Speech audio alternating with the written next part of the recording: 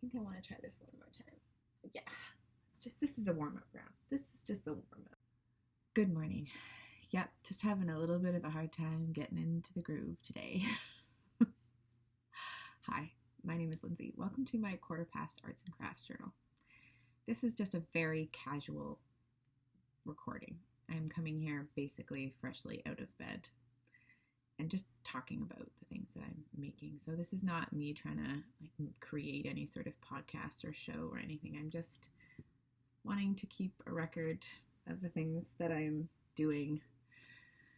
And I find video to be a useful way to try and figure out how to communicate my thoughts a little better. So just being able to express freely what I'm thinking, what I'm feeling, and being able to articulate that, and giving myself another space to do that is basically what this is for. But most of the time, I just want to talk about the things that make me happy and make me joyful to be doing. And so that's what the arts and crafts are for. So that's what I'm going to talk about today. Yesterday, I spent some time in front of the camera because I felt like I didn't have too much to say, talking about my knitting story and just getting a little bit of that down. And for me, that whole story is actually very personal. When I was watching back, it was difficult. It still is somehow just a little bit difficult to hear it. And it's because knitting really became a focal point in my life during a quite intense time. And it was just following a accident, and life got really tough because I got really sick and things got messy for a while. So I felt like I don't know if I'm ready to put that out there quite yet, to get into the details about that. But I know lots of people have similar stories where a craft or a hobby of some sort was something that they could put their minds on during very difficult times in their lives, and how much that helped them. And so I know it's not this, uncommon, crazy, whatever thing. It's just still nerve-wracking to broadcast that sort of information, right? So I don't know, maybe when I'm ready and we know each other better and I get a feel for how this recording and, including the world and my life in this way actually can affect me, maybe then I will share more of that. But now I actually have some more progress on things to show today. I'm just doing some stitches on a Christmas present. A friend of mine asked me, hey, this was about a week ago, maybe a little less than that. Hey, would you mind knitting my daughter a scarf that matches the one you made me for my birthday last year for Christmas? And it's getting a little close to Christmas, but I'm going. This is being knit with a sport. I would say it's about a sport weight tweed.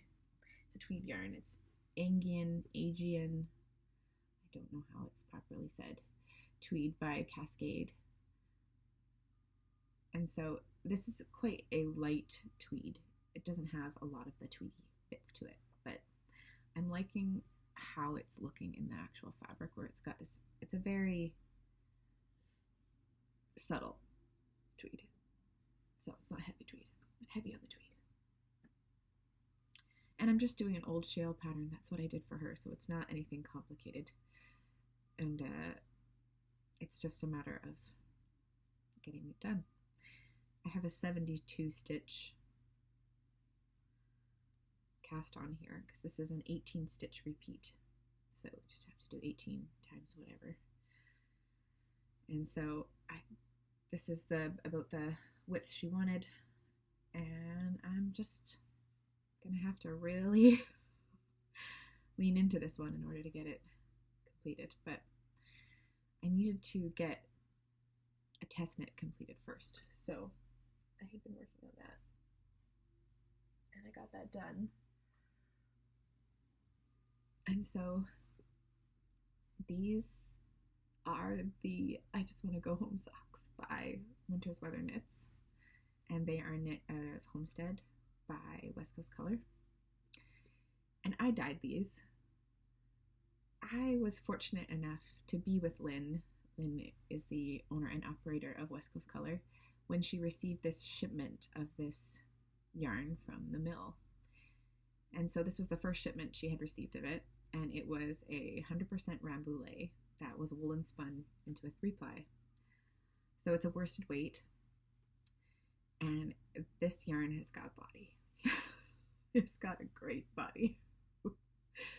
I just couldn't stop touching it after it came out of the dye pots. When it first comes from the mill, it's in these really tight skeins, and so there's still some of the spinning grease left in it, and so you can't really judge a yarn by how it feels right out of the mill. It needs to have a bath, it needs to be washed and have that grease taken out of it.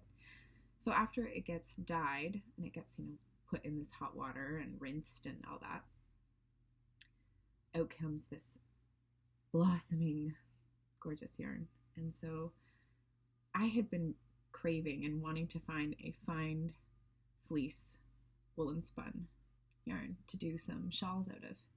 I wanted it to be local. I wanted it to be processed in a way that was responsible, and I wanted it to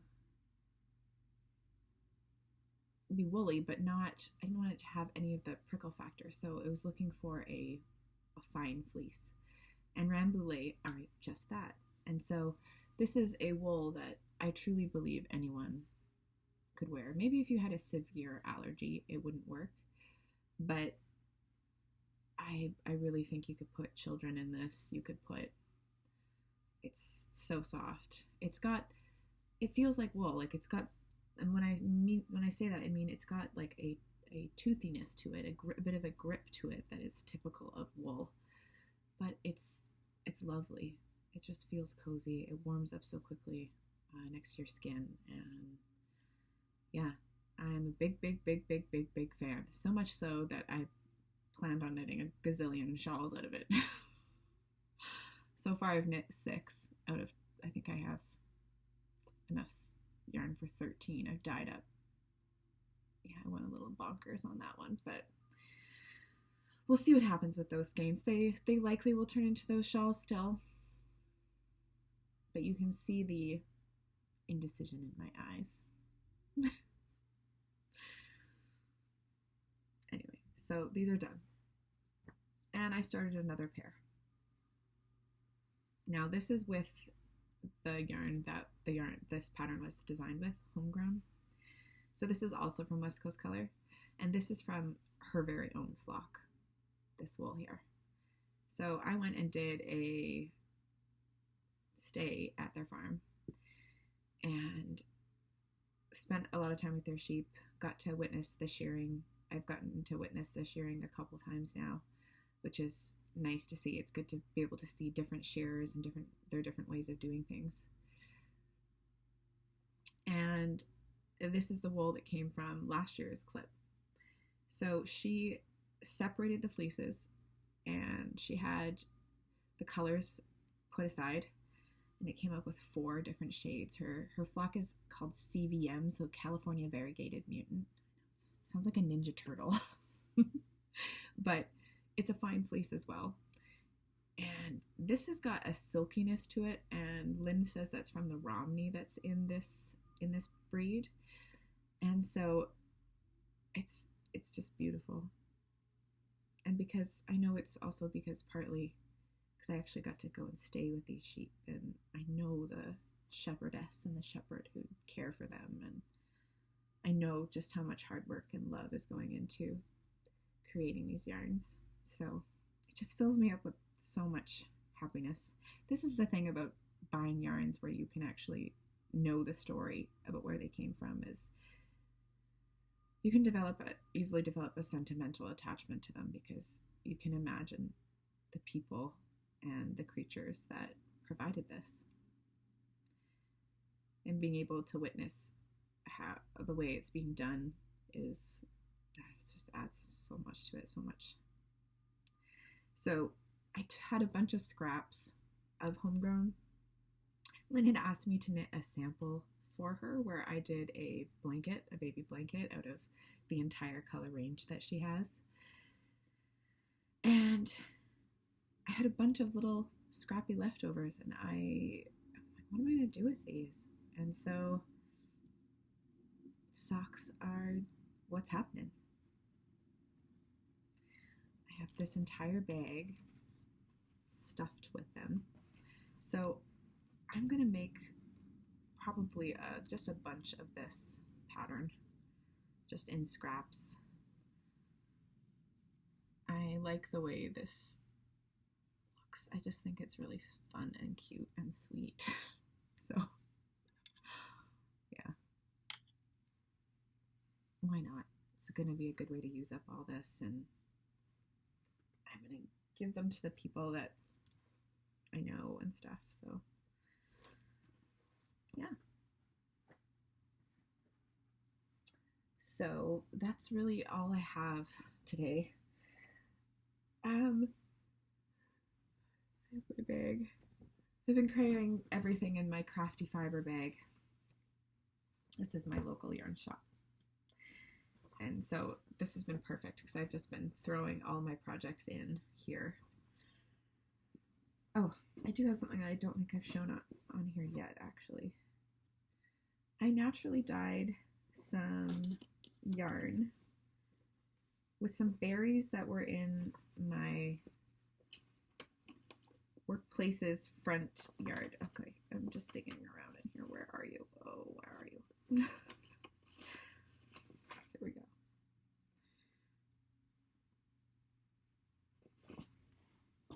So I don't know what type of berries they were. I think I'm going to have to just double check because I have an idea, but I don't want to say the wrong thing yet.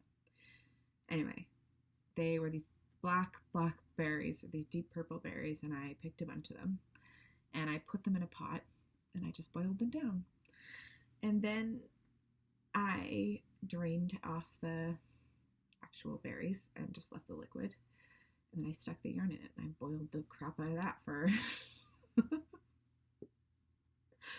for the day. I'm very exact here in my dyeing procedures. But I just wanted to see what would happen and if the dye would even stay on without any mordant. And it stayed. I don't know how long it will stay for. After a few washes, it might just go. But I did rinse it quite significantly and many times afterwards. But I actually think it's kind of a pretty color. It's a lavender grayish something, mystery berry something. But yeah, this is a base that guess where it came from. West Coast Color. Lynn's sock base. This is her Thockies sock base, and it's my favorite sock base that's not one of the big ones, you know, Regia or these German, some of these German sock yarns, they just wear like iron. They're very, very strong, whatever wool it is they use.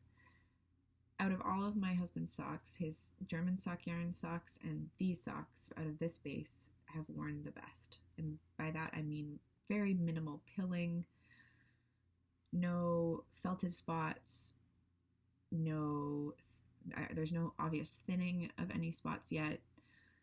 I've had a few sock yarns that I've bought from indie dyers in the past where the bases have been fairly weak actually, or have the superwash coating, if it's a coating, has come off and the socks start to felt and they start to pill very badly. So I'm trying to find socks that have longevity in them, and this base is great. Love it. So that's all I got. That's all I got for today. I can sign off and get on with my day off. I've got so many plans, so many things to do. So I hope that you have a really good one wherever you're at, whenever you see this. And I will talk to you again tomorrow. Bye.